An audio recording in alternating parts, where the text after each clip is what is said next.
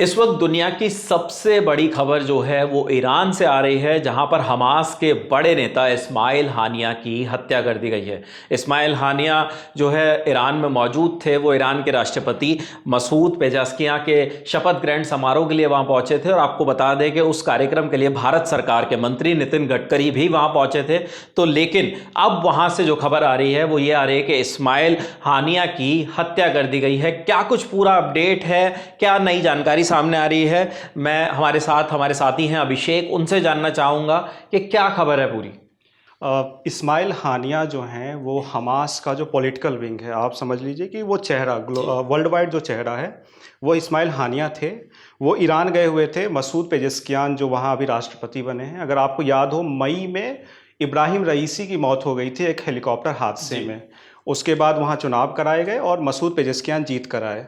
उनका शपथ ग्रहण समारोह था, उसमें हानिया भी पहुंचे थे। भारत से नितिन गडकरी को भेजा गया था, केंद्रीय मंत्री जो हैं। और हानिया के बारे में जो खबर आ रही है, कल रात यानी कल सुबह, आज सुबह रात के 2 बजे उनका जो घर, जिस बिल्डिंग में वो रह रहे थे, उस पर हवाई हमला हुआ और उसमें उनकी मौत हो गई। जी, तो उसमें ये मौत की खबर है।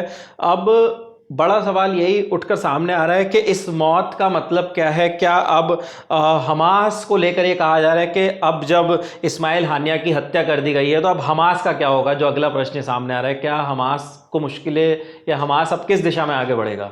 देखिए, हमास के जो सबसे बड़े लीडर इस्माइल हानिया थे बेशक, लेकिन वो बाहर रह रहे थे। वो political support, diplomatic support, military support, ये सब जुटाते थे और वहाँ से फिर वो गाज़ा पट्टी में भेजते थे। आपको अगर मैं बताऊं, गाज़ा पट्टी जो है फिलिस्तीन का दूसरा हिस्सा है। एक हिस्सा है वेस्ट बैंक, दूसरा है गाज़ा पट्टी, और गाज़ा पट्टी में हमास का कंट्रोल है 2006 से। तो हमास में बहुत सारे लीडर्स हैं अभी, जैसे कि जो गाज़ा में हमास को चलाता है उसका नाम है याहिया सिनवार। और जो वहाँ का हमास का जो मिलिट्री विंग है, मोहम्मद दाइफ उसका लीडर है। उसका नाम है इज़द अल कासिम ब्रिगेड, जिसने अटैक किया था 7 अक्टूबर 2023 को इजराइल पर, जिसमें 1100 से ज़्यादा लोगों की हत्या की, 250 लोगों को बंधक बनाकर ले गए, और जिसकी वजह से इजराइल और हमास में जंग चल रही है। और उस जंग के बाद इजराइल के जो मोसाद के चीफ थे हैं अभी भी, डेविड बर्निया, उन्होंने कहा था कि हमास का लीडर दुनिया में कहीं भी हो, वो डेड मैन है, डेड मैन वॉकिंग, यानी कि उसकी मौत तय है। इजराइल ने इसमें अभी अपना नाम नहीं लिया है, वो उससे क्लेम नहीं किया है कि इस्माइल हानिया की हत्या में हमारा हाथ है, लेकिन जो सबूत हैं और जो इतिहास रहा है और जैसे बयान आएंगे और आते रहे हैं, उसमें उस पर सब, मतलब इजराइल की तरफ से अभी इस पे ऑफिशियल कुछ जानकारी नहीं आई है कि उन्होंने कोई जिम्मेदारी नहीं ली कि ये हमने किया है। लेकिन बड़ा सवाल सोनू, इजराइल से बस एक मिनिस्टर हैं, हेरिटेज मिनिस्टर, उन्होंने एक सोशल मीडिया प्लेटफॉर्म पर एक पोस्ट लिखी है कि इस तरह के कचरे को साफ हो जाना चाहिए।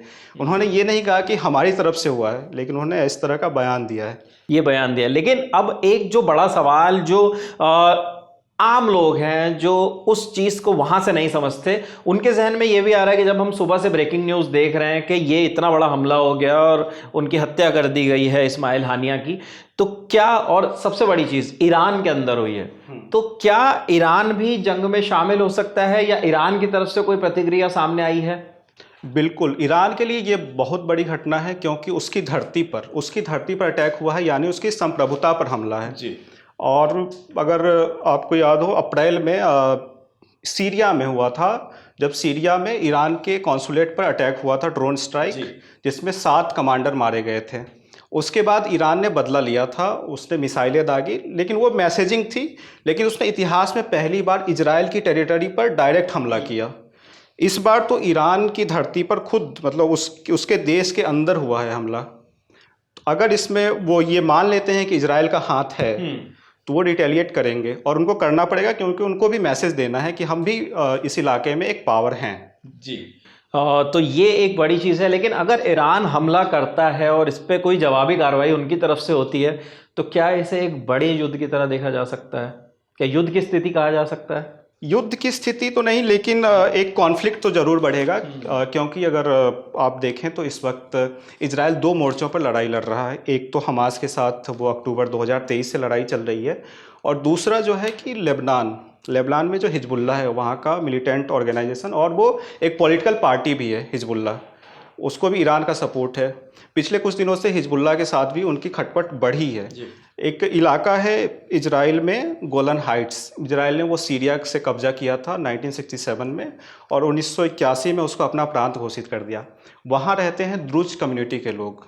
उन्होंने अधिकतर जो द्रुज हैं उन्होंने इजराइल की नागरिकता नहीं ली है, लेकिन वो इजराइल की आर्मी में सर्व करते हैं, उनको बहुत सारे अधिकार मिले हुए हैं, रेसिडेंसी कार्ड मिला हुआ है।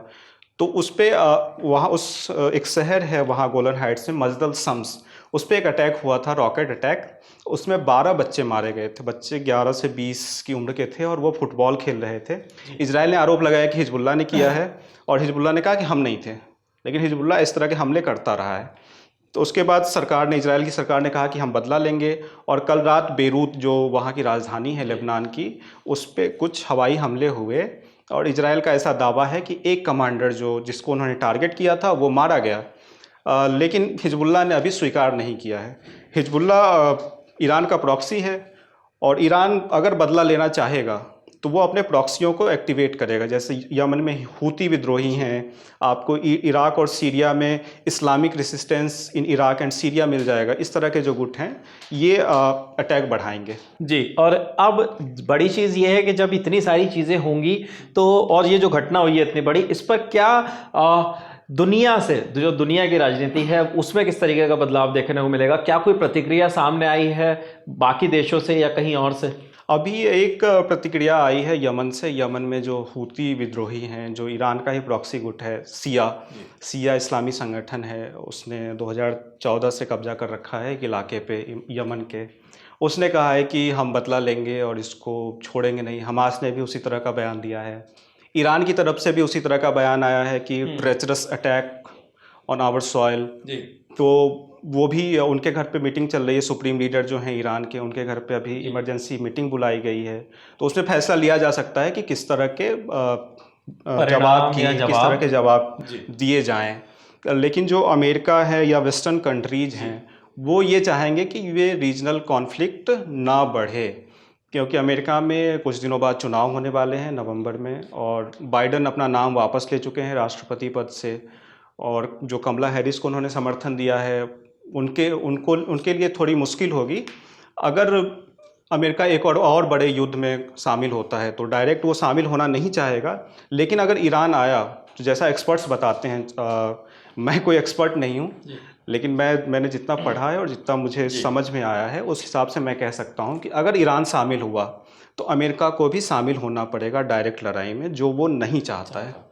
तो ये कोशिश ज़रूर रहेगी, लेकिन कहीं ना कहीं मोसाद का नाम भी सत्य से जोड़कर देखा जा रहा है, और कहा जा रहा है कि शायद कहीं ना कहीं उनका भी इसमें हिस्सेदारी हो सकती है। मोसाद जो है इजराइल की खुफिया एजेंसी है, एक्सटर्नल खुफिया एजेंसी। जैसे भारत में मोसाद है, अमेरिका में CIA है, ब्रिटेन में MI6 है, जो बाहर ऑपरेशन चलाते हैं वो अपने देश के हितों की सुरक्षा के लिए। जो मोसाद का गठन हुआ था 1950s में, तो उनका एक इरादा ये था कि जो हॉलोकॉस्ट में शामिल लोग थे, जिन्होंने यहूदियों का नरसंहार किया था यूरोप में फर्स्ट वर्ल्ड वॉर से, सेकेंड वर्ल्ड वॉर से पहले और उस दौरान भी, उनको ढूंढ कर पकड़ा जाए, उनको इजराइल लाया जाए और फिर उनको सज़ा दी जाए। कईयों को उन्होंने निपटाया भी बाहर जाके। और एक सबसे बड़ा नाम आपको अगर याद हो तो एडोल्फ आइखमैन था, जिसने यहूदियों का नरसंहार किया था, और उसकी बहुत बेरहम कहानी है। उसको उन्होंने अर्जेंटीना से उठाया था। अर्जेंटीना में घुसकर मोसाद के एजेंट गए थे, और वहाँ से वो उठा के लाए, और फिर उस पर मुकदमा चला और फिर फांसी दी गई उसको। मोसाद इस तरह तो वो डायरेक्ट इसमें शामिल रहा है और ये स्वीकार भी करता है, लेकिन जो खुफिया ऑपरेशंस होते हैं उसकी जिम्मेदारी वो डायरेक्ट कभी नहीं लेता। बहुत सारे नाम हैं। शुरुआत में आपको यासिर अराफात का नाम मिल जाएगा। यासिर अराफात PLO के लीडर हुआ करते थे। उनको मारने की कई बार कोशिश की गई। वो जहाँ जहाँ गए, लेबनान गए, जॉर्डन गए, हर जगह मोसाद के एजेंट गए उनके पीछे, वो नहीं मार पाए। लेकिन जो बाकी लीडर्स थे, जैसे 1972 में म्यूनिख ओलंपिक होता है, उसमें इजरायली एथलीट्स की हत्या हुई। फिर इजराइल ने ऑपरेशन रैथ ऑफ गॉड चलाया। मोसाद के एजेंट्स यूरोप के कई देशों में गए और उन्होंने तकरीबन 20 जो लीडर्स थे फ़लस्तीन के, उनको मारा। एक में नॉर्वे में उनसे गलती हो गई, तो उसके लिए मोसाद के कई एजेंट्स को पकड़ा गया। फिर इजराइल ने डिप्लोमेटिक चैनल से उनको छुड़ाया पैसे वैसे दे के। ये सब आपको इतिहास में मिल जाएगा।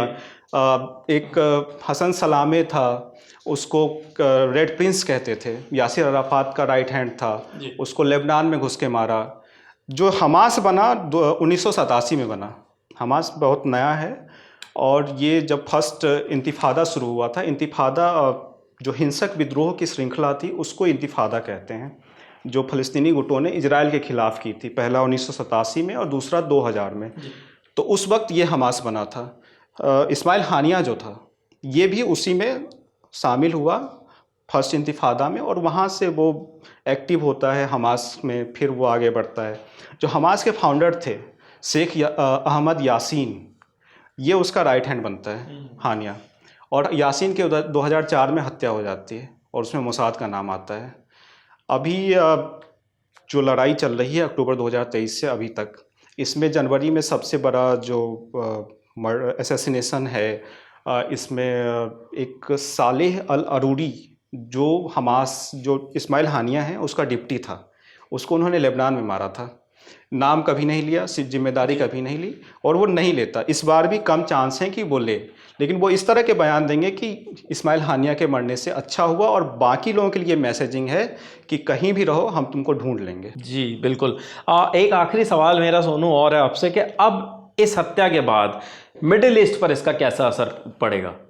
मिडिल ईस्ट में ये रीजनल कॉन्फ्लिक्ट जैसा मैंने पहले ही बताया, ये बढ़ने वाला है, क्योंकि यमन के हुती और हिजबुल्ला और बाकी जो गुट हैं, ये इजराइल और अमेरिका के जो बेसेज हैं वहाँ पे आपको हर जितने भी अरब देश हैं, सऊदी अरब, जॉर्डन, सीरिया, कुवैत, कतर, इन सब जगहों पे आपको अमेरिका के बेस मिल जाएंगे। यहाँ पे मिलिट्री वहाँ की तैनात है, तो उन पे अटैक बढ़ सकता है, क्योंकि वो इजराइल के सहयोगी हैं और सबसे ज़्यादा मदद वही करते हैं, हथियार से भी और डिप्लोमेसी में भी। जी।